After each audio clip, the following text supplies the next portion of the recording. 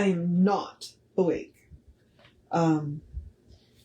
We did the gym workout or the weight workout yesterday morning. And then I had a fairly heavy day at work. And then we went to dinner. And then I came home and passed out on the couch. So I woke up at like 3 o'clock in the morning and went, I guess I should go to bed now. So I'm not awake yet. But this is where we are, right? Okay. We are here to do the hidden power of the Bible. Let's do the housekeeping. And all the housekeeping is me reminding you that we are Creative Life Spiritual Center. Website is creativelife.org. Constant contact email info@creativelife.org. We'll get you one email a week. Tells you what's going on for the week and the month, and the hot links are hot. So click here now means it. Click here now means it. And my brain goes. Yeah. It's also a blind CC, so nobody will see your email. You want to end up on anybody else's email list because of us. There is, and when I say one email a week, I mean that. It's a real person doing it. He doesn't have time for more than that. And so the only reason you would get more than one is if something unusual happens. At which point I will point out to you, we live on the Gulf Coast, and it is hurricane season. Mostly it's weather related, so it doesn't happen often, thankfully. Now, last thing I will mention is the social media, because I'm doing this on social media. We don't monetize it. We don't want to deal with the ads any more than you do. So what we ask you to do is go like, subscribe, follow, based on which platform you're on, and then engage with the individual post by reacting, commenting, and sharing. It will bump us in the algorithms, more people will see our stuff, and you can, so it's a free and easy way that you can support the center. We are Creative Life Spiritual Center or Creative Life Spark, and I am the running Ryan across the social medias that I am on. So there we have it. All right. So we are doing Matthew 11. That's where we are in this. And I like to point out to you, yes, it says the hidden power of the Bible. I know it's backwards, and I'm sorry. I don't know how to change it. The original title of this book was The Hidden Power of the Bible, was the Bible in Light of Religious Science. Now, I like to show it this way so that you can see it's not big. What Ernest is doing is he is pulling out what he felt were the most relevant pages. And he is concentrating on a lot more on the Jesus teachings than he is on anything else. Which makes sense. He's probably, I don't know if they had the Red Line Bible when he was coming up. But the Red Line Bible is, anything that was said by Jesus is underlined in red. So that's what it is. I do not have a copy of it. It is my intention to get my hands on one. I just haven't gotten around to it. So it hasn't been imperative yet. I do, however, and this is one of the things that I think I said yesterday. I do, however, own 6 or 7 different translations of the Bible, including a couple of the translating the Bible into modern language, which Jesse doesn't like, but I find it interesting. Although the St. Joseph's, which is the Catholic translation, is my favorite. The language is very easily understood. So that's part of the reason why I like it. My other favorite one is the student one that I bought. It's a HarperCollins student Bible, annotated maps, all kinds of stuff in it. But I think it's a good idea to have more than one translation, because sometimes you read these things and like he's using the King James version with the these and the thous and they put the th, saith. Which is hard to read, especially out loud, so it's a good idea to have more than one translation so that if you look something up and it doesn't make sense to you, now Reverend Norm says to read a little bit before and a little bit after. If it doesn't make sense to you, then, pull out another translation and read it in another translation and see if the language is a little bit different see if it makes more sense to you. Okay? There's no shame in doing that. Like I said, I own about 6 or 7 different translations. I don't actually know how many I own. It's like, anybody offers me a Bible, I'm always going to say yes. You can offer me a Bible, you can offer me a Quran, you can, basically any sacred literature. If you offer me sacred literature, I'm going to say yes. I will accept it. So, just fair warning. Don't offer it to me if you don't mean it. I will say yes. Because at this point, I think I own two translations of the Quran. I own 2 or 3, and I don't, the Upanishads, I own 2 or 3 of the Upanishads. And then some of the other ones, I'm trying to decide if I want to try and collect the Vedas. Like the Rig Veda, because, they're old and amazing. So, all right. We're going to do 2 today, mostly because I've already talked a lot anyway. And 3, because I want to give the Real Father and Son, because it's a page and a half, I want to give it its own space. So, wisdom is justified of her children. Wisdom is justified of her children. Jesus has been questioning his hearers about John the Baptist. For John came neither eating nor drinking, and they say he hath a devil. The Son of Man, he's talking about himself here, Jesus, came eating and drinking, and they say, behold, a man gluttonous, and a winebibber, a friend of publicans and sinners. But wisdom is justified of her children. This shows that the world ever finds some flaw in human character. As I said yesterday, pretty much, damned if you do, damned if you don't. Okay? There are going to be people who are going to judge you no matter what you do. So just do you. I think there's a pretty famous quote from Eleanor Roosevelt, because she was pretty widely criticized about that. It's like, look, it doesn't matter what you do or say, somebody's going to criticize you. Do what you're going to do. Just stop listening to these people. Okay, so this shows that the world ever finds some flaw in human character. If a person fasts, they are possessed of particular ideas, and if they feast, they are a materialist and a glutton. But Jesus would have us understand that virtue consists neither in eating nor drinking, nor yet in abstaining for eating and drinking. Wisdom is justified of her children.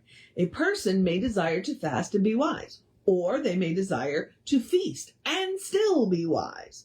Virtue is independent of any material form which it may take. Okay? Yeah. It's one of those things where I work in a health food store, and the number of people that come in there, and because as a precaution, we always ask, what medications are you taking? Because we don't want to conflict with their medication, right? We don't want to sell them something that will make their medicine less effective, or if they're already taking a medication that does the same thing, we don't want to do that. We're not in it just to make money. We are in it to help people. But when they rather proudly proclaim, I don't take any medication. You know what? I take 4. It's not a virtue. It's not. So, and sometimes, occasionally, especially if they're really snide about it, I will simply point out, well, I take 4. You know what? Everybody's different. There's no virtue in not taking prescriptions versus taking prescriptions. That's not where virtue lies. The children of wisdom look to the inner and not the outer for justification. Wisdom knows neither publican nor sinner, but is conscious only of herself, though she may dress in many garments. Okay? If one believes that virtue consists in fasting, then virtue appears to them through fasting. But to them who find no virtue in fasting, feasting may appear to be a greater virtue. We are over concerned with non-essentials, straining at gnats while swallowing mountains of superstition. Every now and again, Ernest has got a turn of phrase. Every now and again, Ernest has got a turn of phrase, and that is one of them. We are over concerned with the non-essentials. So when it comes to virtue, you do you, let them do them, and don't listen to anybody else's valuation of you. Because honestly, your value is between you and the divine and has nothing to do with other people's judgment. Wisdom is justified in her children. All right. Now, and then this one's real short, a childlike faith. Jesus teaches that a childlike mind is more receptive to truth than an over-intellectual person who must have too rational an explanation to those truths which cannot be intellectualized, but which must be accepted at their face value. Now, that one right there, and I'm going to stop here for just a minute, that right there has been weaponized to encourage people not to pursue higher education. Especially weaponized to encourage women not to pursue. That's not what we're talking about. If you want to build a bridge, go to school. But if you want to deal with the divine, logic is not going to get you that far when you are dealing with the divine. It will, because what we say is you got to take your head and your heart, okay? But if you are going to get to the divine, you have to have the heart. And there is no school to educate the heart, but experience. So, So don't take this as don't go to school. Don't take this as don't study. Surely don't take this as don't read sacred literature, okay? Because I fully encourage you to read sacred literature and make up your own mind. I definitely don't want you taking my opinion, because my opinion is worth exactly what it's worth. It's my opinion. It is based on my life, my experience, and my schooling. So don't take that as don't go to school. That's not what he's talking about here. What he is reminding you here is that when it comes to the matters of the divine, the heart has to be involved. The emotions have to be involved. Yes, you can use logic, but only so far. Okay, let's go back. For instance, who could explain why they live? The self-evident fact of living is the only explanation possible or necessary. In the whole life, David Lemaster just popped into my head. And the reason why, who can explain why they are living? One of the things that he says is he went to school, got these degrees because he wanted to know what life is. And he realized as he was engaging in this education, nobody could explain it to him. And that's what Jesus is talking about. We can't explain life. We just have to accept that it is. Now, we can explain a lot about how life does what it does. I have an undergraduate degree in anthropology. So, go to school, learn about life. Just understand that there are certain questions that school is never going to answer. And the only way for you to answer them is to go to the source of your own being. And your answer may not satisfy anybody else other than you, but that's the only person it has to satisfy. So, all right.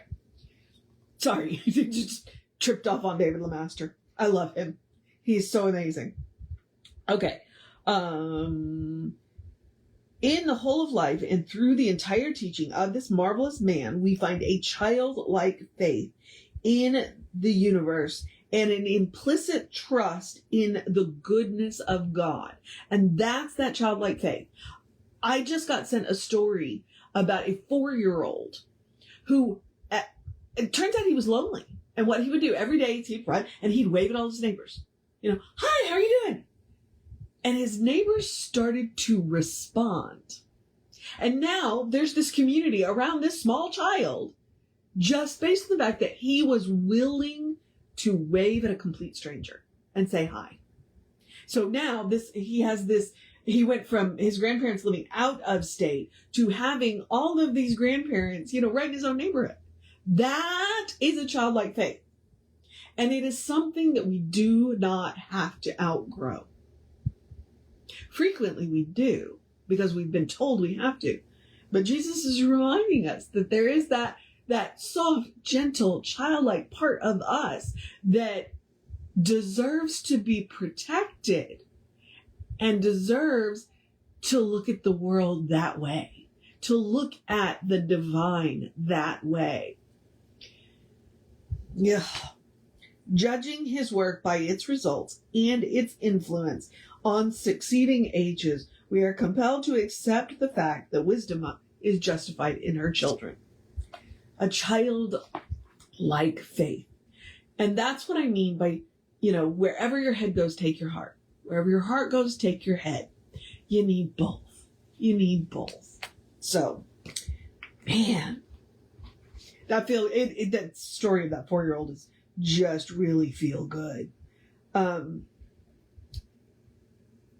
People will let you down. The divine won't. And we just have to learn to forgive the people that do let us down. And the best thing that we can do for the people who let us down is to treat that they remember who they are. That they remember that they are a beloved expression of the divine. And when people let us down, that's what we want to remember. That we are beloved expressions of the divine. That in the end, there is something that loves us on a level that we can only get to there in the heart. And we can only get there through love. So, when he says a childlike faith,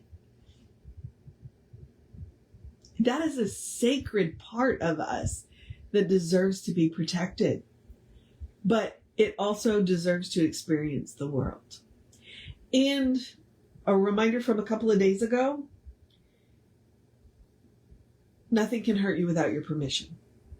Because whatever happens to the material part of you, it can't hurt the essence of you.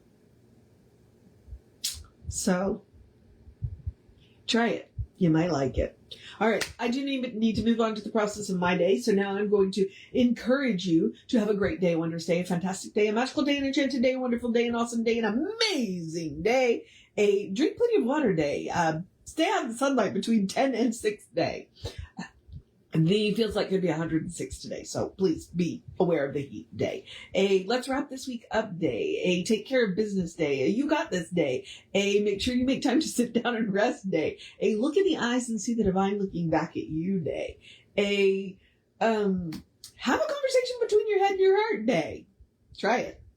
A I don't know what I was about to say day. So let's wrap this up day. A good day. And if that is too much pressure, simply have a day. You are enough, just as you are. You are a beloved expression of the divine. You are a brilliant light, divine spark. Spirit in motion, God in action, drink plenty of water day. That's what I need to do. You are a brilliant light, divine spark, spirit in motion, God in action, an absolutely beautiful masterpiece and a work in progress at the same time, at your own pace.